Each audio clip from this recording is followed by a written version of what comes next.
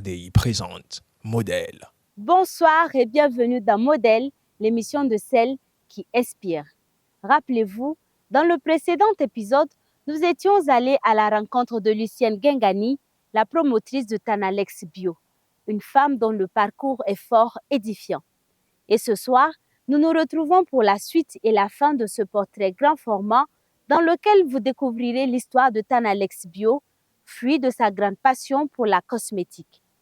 Suivez donc Lucienne Gengani, L'inarrêtable, partie 2, un magnifique portrait de Warren Soulama et d'Achille Bambara. Et vous vous limitez simplement pas qu'au beurre de karité, vous le disiez tantôt. Aujourd'hui, vous avez élargi votre gamme de produits. On parle même de cosmétiques bio avec vous surtout. Oui. Aujourd'hui, Tanalex s'inscrit dans l'agro-cosmétique. Nous faisons le défi d'utiliser les produits agricoles, que ce soit au niveau de la matière première, que ce soit au niveau des intrants ou des actifs pour une cosmétique saine. Nous, en tant que chercheurs, je vais du principe selon lequel ce qui est bon pour le ventre l'est pour la peau. Parce que moi, j'aime beaucoup utiliser la théorie de la systémie. Donc, j'appréhende tout comme un système. La peau étant vivante, il faut qu'elle soit nourrie. La peau est nourrie de l'extérieur. Elle boit de l'extérieur lorsqu'on se lave, mais de l'intérieur lorsqu'on boit de l'eau. Donc, j'ai poussé la réflexion dans ce sens. Et mes gammes, par exemple, j'aime dire aux gens, je crée au gré de mes imaginations et de mes envies. La carotte, je suis partie à une foire où on m'a présenté du beurre de karité à la carotte et c'était rempli de colorants. J'ai dit, mais pourquoi dénaturer le karité qui était un trésor? Et lorsque je suis revenue, j'ai fait de la recherche sur comment produire de l'huile de karité. Qu'est-ce que je fais si je mixe la carotte? Et j'ai essayé d'envisager les productions de deux manières. Déshydrater la carotte pour faire mon huile de carotte ou bien travailler avec de la carotte fraîche. Et donc, pour faire mon lait, je mixe ma carotte, je retire le jus et je fais ma formulation 8 heures au frigo. Parce que vous savez aussi, la cosmétique, c'est la formule qui fait la spécificité d'une gamme. Donc, je ne vous dirai pas tout. Avec ma carotte mixée, avec un mélange, je fais stabiliser 8 heures au frigo, pas au congélateur, au frigo, et ça se décante. Pour le beurre d'avocat, je suis rentrée une fois d'Adjamé, parce que je réside à Abidjan. Moi, j'aime trop me promener au marché. Je fais du repérage en tant que journaliste. Je suis revenue, j'avais pris un coup de soleil et tout, et j'avais faim, j'ai fait du beurre, de la salade d'avocat. J'ai coupé l'avocat, j'ai mis du sel, de l'huile et puis un peu d'oignon tomate. J'ai mangé, c'est resté. J'ai refusé de jeter. J'ai trié les légumes qui étaient dedans et j'ai écrasé l'avocat là qui contenait du sel et de l'huile et j'ai appliqué sur ma peau. J'ai vaqué à mes occupations. Lorsque je me suis rincée, c'était extraordinaire. J'ai même fait une photo que j'ai publiée sur ma page. De là, j'ai commencé à produire du beurre d'avocat avec la chair d'avocat, mais que je pouvais conserver seulement 1 mois hors frigo. Comme une pommade normale qu'on met sur sa coiffeuse, on peut mettre le doigt sale dedans, on l'utilise seulement avec comme conservateur du jus de citron, le maximum de jus de citron. Et après, j'ai amélioré la formule pour faire un beurre stabilisé en incorporant l'huile d'avocat. Pour la tomate, ça a été le même processus. Nous avons de la poudre de tomate. À partir de la poudre de tomate, on peut faire le macérat d'huile, comme on peut faire le macérat d'huile à partir de la tomate fraîche. Et j'ai vu que la substance qui donne la coloration rouge à la tomate, c'est cette substance-là qui est très riche, qui est très nutritive pour la peau et qui clarifie la peau. Donc, il était question pour moi d'exploiter la tomate sur toutes ses formes. voici comment est née ma gamme tomate. L'orange aussi, j'ai pris de l'orange, je l'ai mixé. On a fini de sucer le jus, généralement on jette. Il y avait les pelures dessus, j'ai mixé. J'ai essayé d'attendrir de ramollir cette pâte-là. Et je l'ai utilisée dans de la saponification à chaud. Et après, j'ai amélioré. J'ai un très bon savon. Aujourd'hui, Tanalex est en pleine expansion en Afrique. Nous retrouvons la marque au Burkina Faso, bien évidemment en Côte d'Ivoire, au Sénégal, au Niger, À au Lomé. Togo, oui, au Togo précisément à Lomé, Oui, en Gambie, au Bénin et même hors du continent, oui. en faisant référence à la France et à la Belgique. C'était prévu tout ça? C'était dans l'écriture du projet?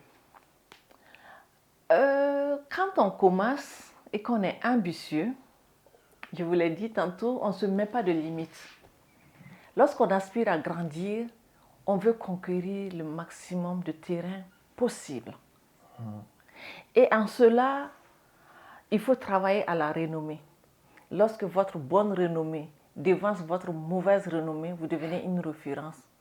Et ce sont vos prospects qui deviennent vos clients, qui vous recommandent auprès de d'autres personnes.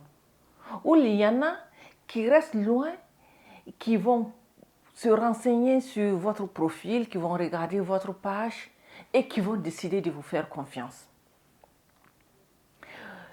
Par exemple, Tanalex exporte. Bon, nous sommes à un stade assez modeste, mais nous faisons de l'import-export du Burkina vers la Côte d'Ivoire déjà, parce que la Côte d'Ivoire est une porte de sortie pour nous sur le plan international, parce qu'il y a plusieurs opportunités maritimes, sur le plan aérien et même par la route. Au Burkina, on a beaucoup de difficultés avec le fret. Donc, et le groupage. Et au niveau de la Côte d'Ivoire, par exemple, je fais partie les huiles du Burkina, huile de coton noir, huile de sésame, huile d'arachide, huile de moringa, carapa, procera, baobab, balanites, marula, xménia, nîmes et bien d'autres. Vous voyez qu'on a du potentiel au Burkina. Tout à fait. Et ces huiles-là, surtout l'huile de balanites, l'huile de baobab, l'huile de marula, l'huile de moringa, sont très demandées sur le plan international. Et de la Côte d'Ivoire vers le Burkina, le beurre de cacao, je fais partie aussi du beurre de karité. Donc le beurre de cacao, l'huile de coco pressée à froid, les 3 huiles de palmis que je fais venir. Et comme pour moi tout est une question d'opportunité, ici nous faisons beaucoup de formulations avec le beurre de karité. Maintenant que je suis en contact avec le beurre de cacao, je diversifie et j'essaie de faire la différence. Donc il faut que ça soit un melting pot. Je fais un mélange entre les produits qui sont à ma portée au niveau de la Côte d'Ivoire avec les produits que nous avons au niveau du Burkina. C'est pourquoi vous allez voir dans mes formulations cacao avec telle chose ou karité avec telle huile qui nous vient d'ailleurs. Parcours exemplaire, vie de famille réussie. Vous êtes mariée et mère de 2 enfants. Est-ce que Adissa Gengani pourrait dire aujourd'hui qu'elle est satisfaite de cet accomplissement de vie? Je pourrais dire que je rends grâce à Dieu. J'apprécie la vie que j'ai et je travaille à l'améliorer. Sur une échelle de 1 à 10, à combien notez-vous votre degré de satisfaction? N'étant pas parfaite, ayant des limites objectives, je dirais 7 sur 10. Les 3 autres, pourquoi? Si vous devez vous justifier, qu'est-ce qui manque encore ou manque? Nous sommes en train d'enregistrer cette émission. Je suis à Ouaga. Mes enfants sont à Abidjan. Ça veut dire que je suis absente de mon foyer. Exactement. Et ils ont besoin de moi, quand bien même ils sont assez grands. Vous savez, la perfection, ça n'existe pas. Je suis très fréquente au Burkina. Et lorsque je quitte Abidjan pour le Burkina, ça veut dire que j'abandonne mon poste de mère et d'épouse. Et ça crée forcément des insuffisances. Par moment, même quand je suis à Abidjan et que je suis lancée dans la production, Il m'arrive de travailler jusqu'à 2h, 3h, 4h du matin. Une fois, j'ai même abusé jusqu'à 6h du matin non-stop. Parce que j'ai une commande qui devait être livrée au niveau de la gare de train à Cité-Rail, Abidjan. Et le train partait à 9h. Et l'enregistrement prenait fin à 8h. Il fallait qu'à 6h30, je sois à la gare de train. Et c'était une commande importante pour moi. C'était ma toute première grosse commande à coût de millions. Donc vous voyez que ce n'est pas évident. Et en même temps, je suis toujours en train d'étudier. Donc ça veut dire que sur le plan social, je ne suis pas disponible pour beaucoup de personnes. Quelquefois, je séjourne au Burkina, je dois séjourner pour 1 semaine ou 2 semaines.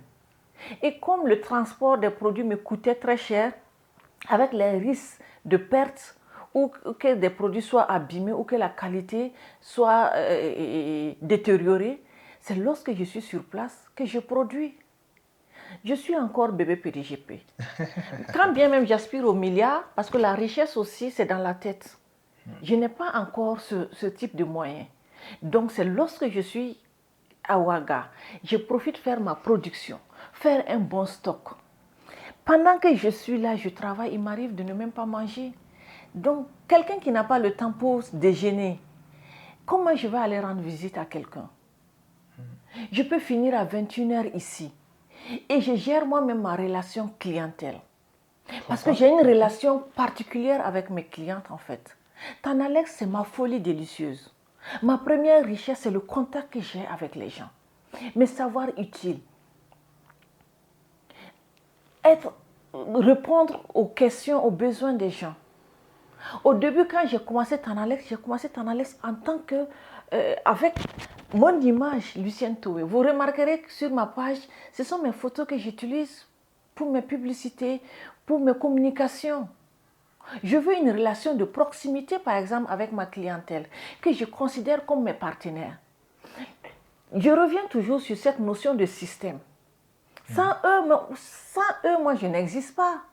C'est parce qu'il y a des gens qui apprécient mes produits, qui apprécient le travail que je fais, qui valorisent le travail que je fais, et cela me booste. Ça me donne du potentiel. Ça me donne envie d'aller au-delà de mes capacités. Cette proximité est-elle essentielle pour vous? Oui, cette proximité... Au point de ne pas déléguer complètement On ne peut pas tout faire soi-même.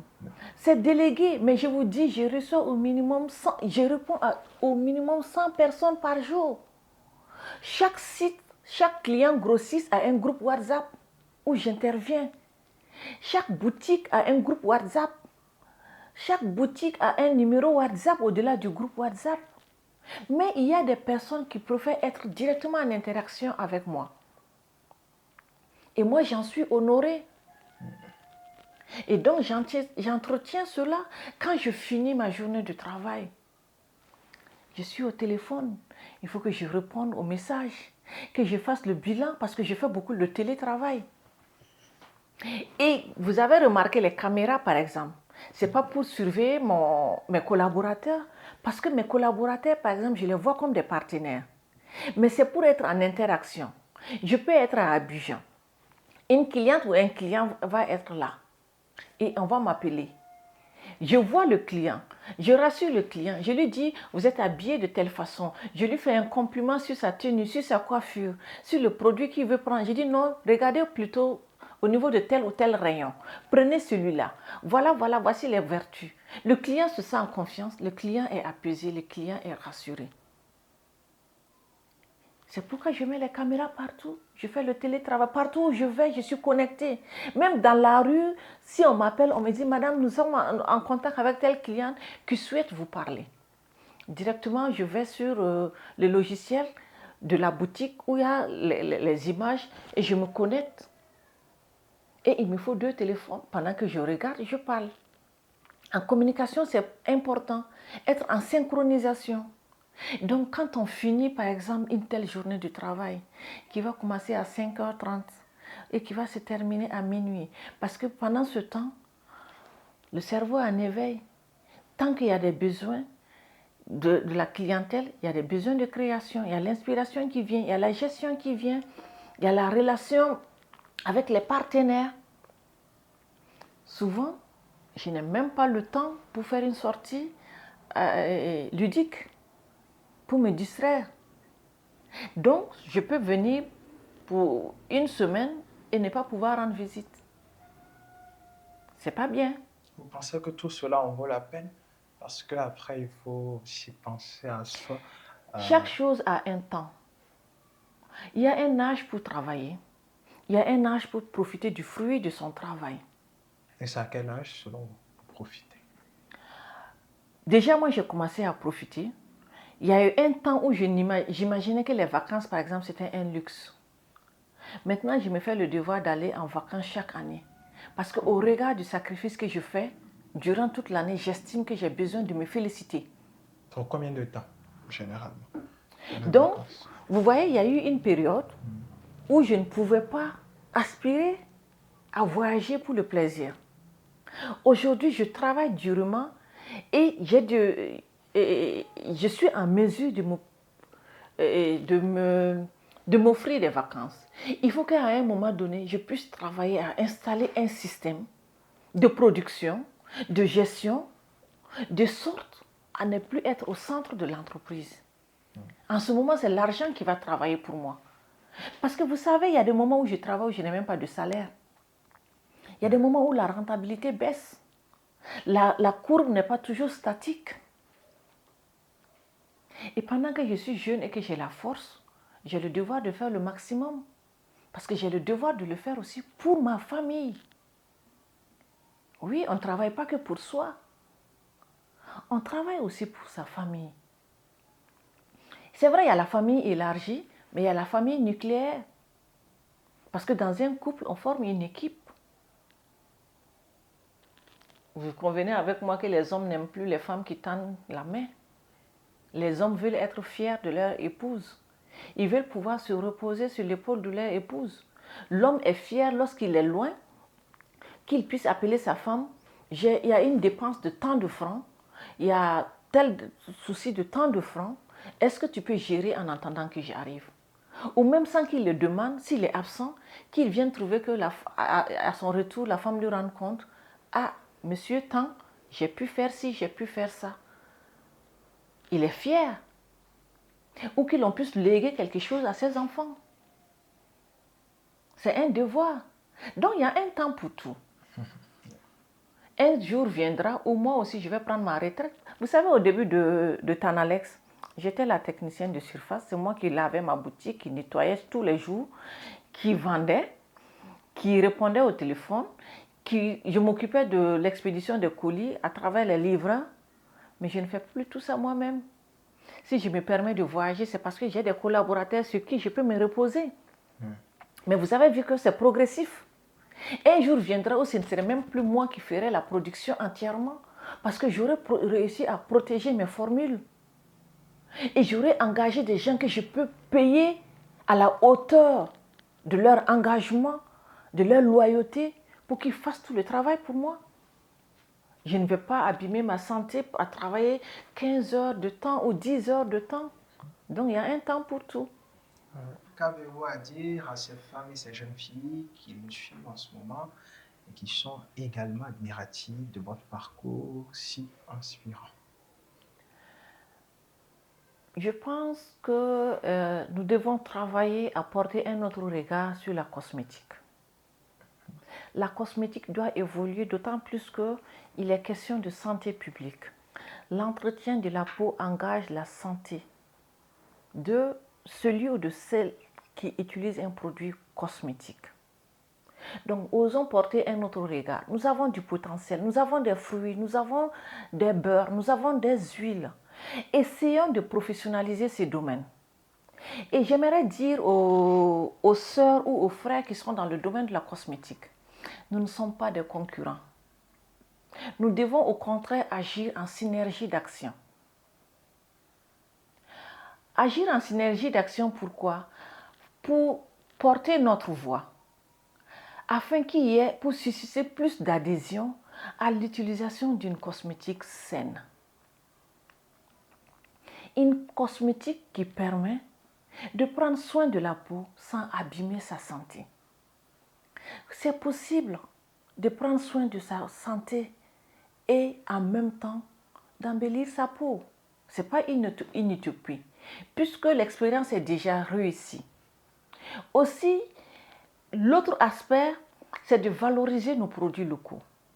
J'ai pris le cas de l'agrocosmétique et de l'économie circulaire. Notre pays a une potentialité agricole. Pourquoi ne pas valoriser cela en l'élargissant à la cosmétique, d'où l'agrocosmétique, aussi en nous inscrivant dans une dynamique de l'économie circulaire. Je l'ai dit, l'économie circulaire est une opportunité. Revaloriser certains déchets, leur donner une seconde vie, on résout une question environnementale, on gagne de l'argent, et puis ces produits-là servent à nouveau pour répondre à des besoins. Je prends le cas de 3 produits. Le baobab. Nous produisons suffisamment de la poudre de baobab.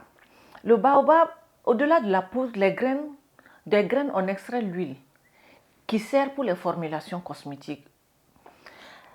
La coque de baobab, on peut réduire en cendres pour faire du charbon de coque de baobab et l'utiliser encore comme des produits détox dans la cosmétique. On peut utiliser l'écorce de baobab. L'écorce de baobab est utilisée pour des besoins, pour des soins. L'écorce de baobab permet de déboucher par exemple les trompes.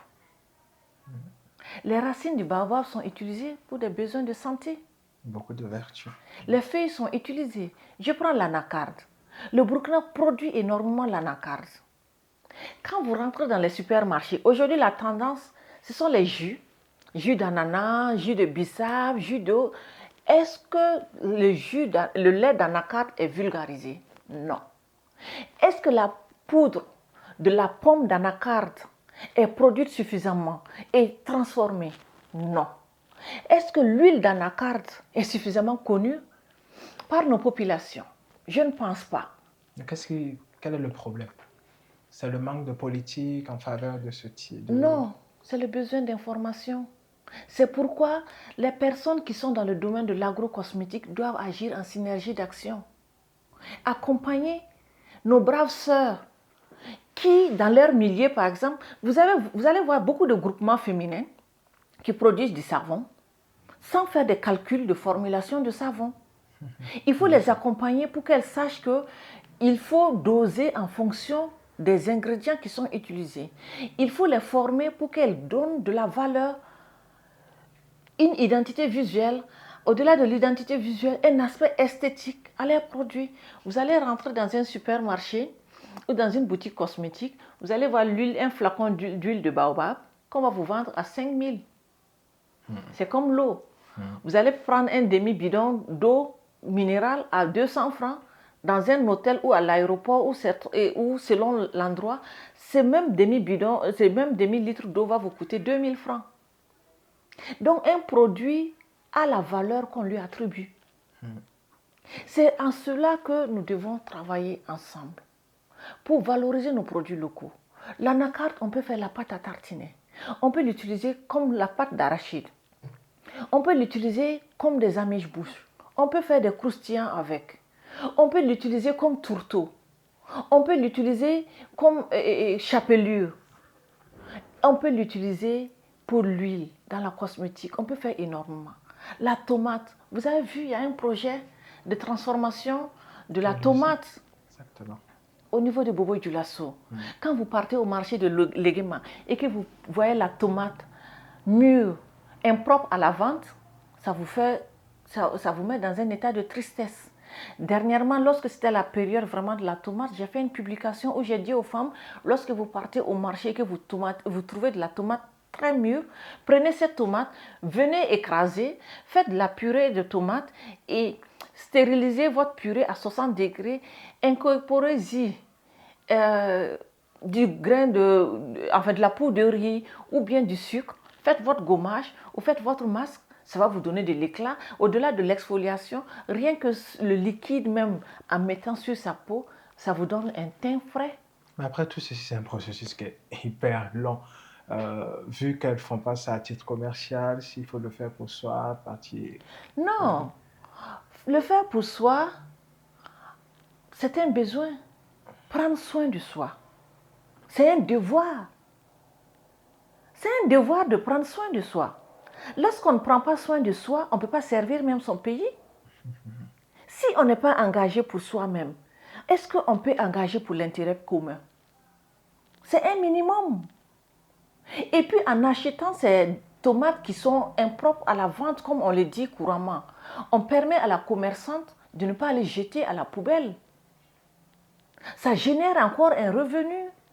En même temps, ça répond à un besoin de soins corporels et ça génère de l'économie.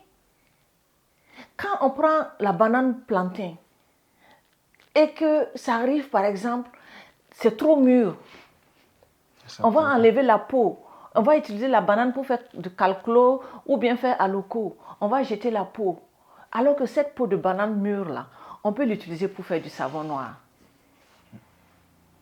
On gagne ou pas? On gagne. Mais tout ça, il faut vulgariser. Dans les coopératives, nos mamans, nos sœurs, elles font un travail formidable, mais qui n'est pas forcément rentabilisé. Parce qu'il y a des limites.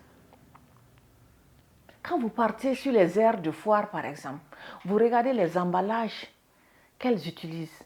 Vous regardez la présentation des produits qu'elles proposent. Elles ne peuvent pas en tirer un grand bénéfice. Et cela est logique. Pourtant, tout travail mérite un salaire à la hauteur de l'effort qui est fourni. Donc, il est temps qu'il y ait suffisamment de formation dans ce domaine. Et bientôt, je vais m'engager dans ce sens. Déjà, il y a des sœurs dans le domaine de la cosmétique qui m'ont contacté. Comme moi, je ne suis pas permanemment sur place, qui m'ont contacté pour qu'ensemble, nous puissions initier des campagnes de sensibilisation ou même des formations gratuites. Nous avons des sœurs qui sont des déplacées internes. Au lieu qu'elles tendent la main, nous pouvons initier des formations.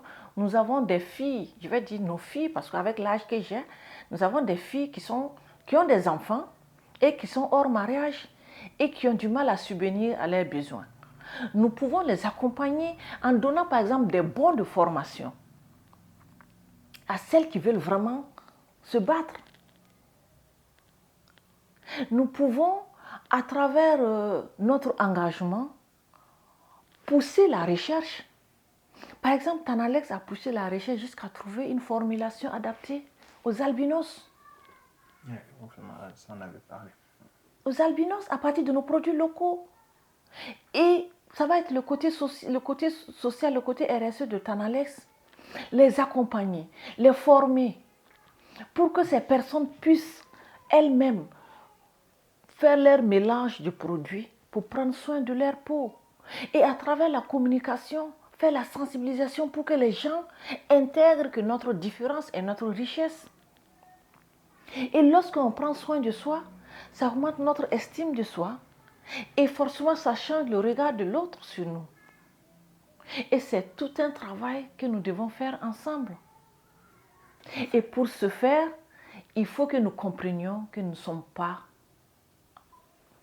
en situation de concurrence. Nous ne sommes pas en situation de rivalité. Il y a combien de milliers de personnes qui utilisent des produits? Une seule marque ne peut pas satisfaire tout ça. Oui. Il faut juste être responsable et moins égoïste. Responsable et moins égoïste.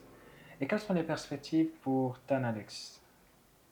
Les perspectives à court terme, c'est l'ouverture de Tanalex Bobo avec le défi de la transformation des déchets, avec la réalisation du projet de la transformation des déchets de mangue, une unité bien structurée parce que Bobo est une zone où il y a beaucoup de production de mangue séchée. Donc, ça c'est le projet à long terme. Mais notre défi réel, c'est de vulgariser l'agrocosmétique à travers le transfert de compétences. Aussi, de faire de l'accompagnement des personnes atteintes d'albinisme notre cheval de bataille. Vous avez commencé le processus. Oui, nous avons commencé le processus. Je vous ai dit que je suis membre d'une famille arc-en-ciel. Oui. Il faut vivre la situation pour comprendre. Quand j'ai commencé la sensibilisation, par exemple, à travers l'image de ma petite nièce sur Facebook, qui est bébé Dina, qu'on appelle affectueusement la chérie de papy. Beaucoup de gens m'ont posé le problème de la protection de l'image de l'enfant. Mais on ne peut pas faire d'omelette sans casser des œufs. À travers l'utilisation de l'image de cette petite fille, qui n'a pas demandé à naître sans amélanine, qui n'a pas demandé à avoir le soleil comme ennemi principal, qui n'a pas demandé à subir les préjugés de la société.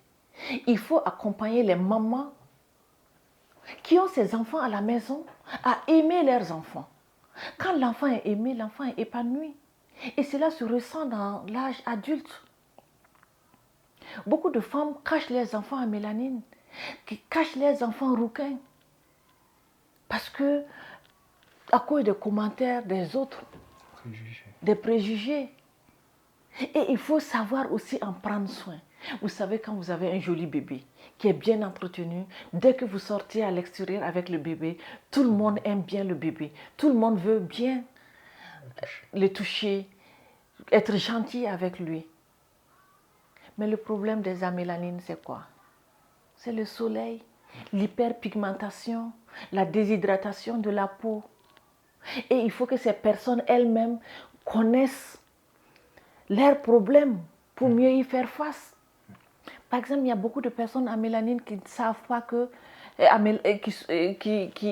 qui sont appelées, on va utiliser le terme albinos entre griffes pour que tout le monde comprenne, qui ne savent pas qu'ils ne doivent pas utiliser des produits abrasifs, c'est-à-dire des produits à grains. Les gommages du corps avec les grains, parce que ces personnes, elles ont une peau hyper sèche.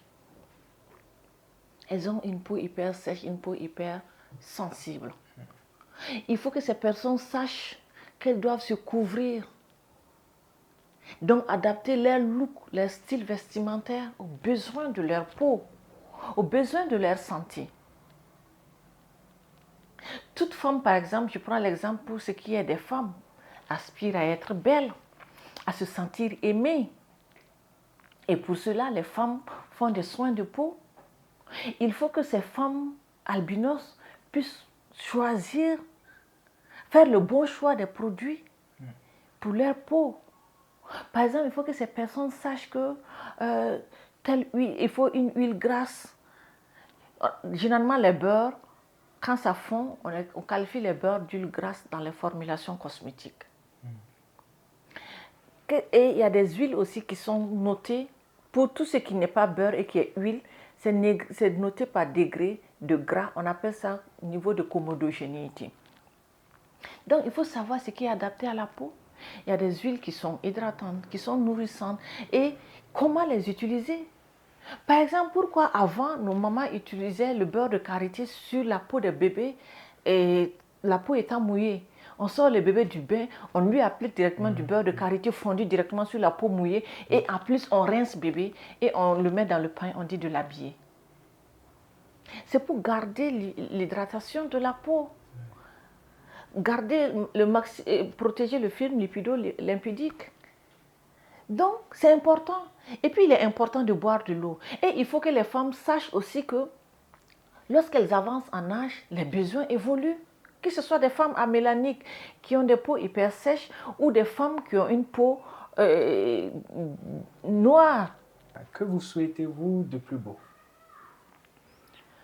De plus beau, c'est de ne jamais avoir honte.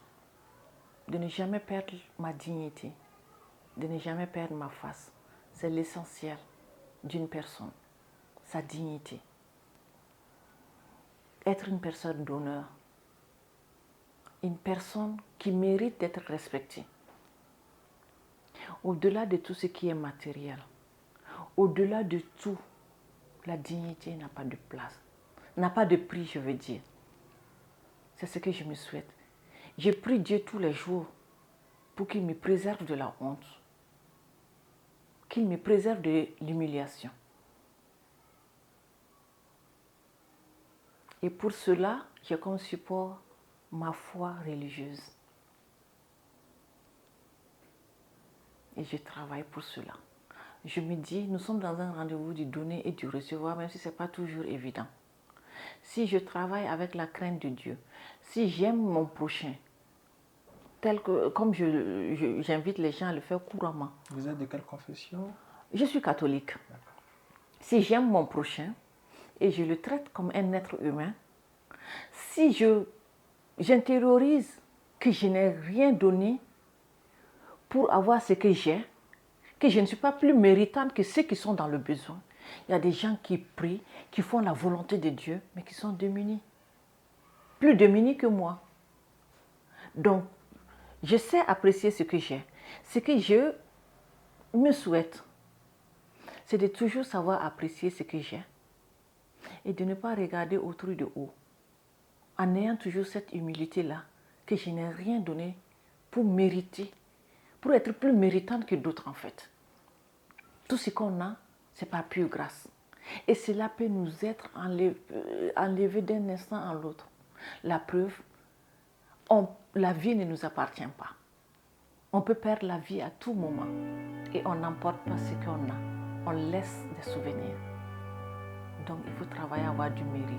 C'est ce que je me souhaite. Que ma bonne renommée dépasse toujours ma mauvaise renommée.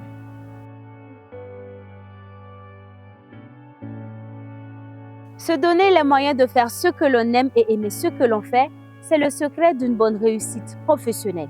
C'est ce que nous pouvons retenir du parcours de notre modèle. Et c'est ici que prend fin ce portrait de Lucienne Guingani, épouse Towe. On se dit à très bientôt avec un autre modèle au parcours inspirant.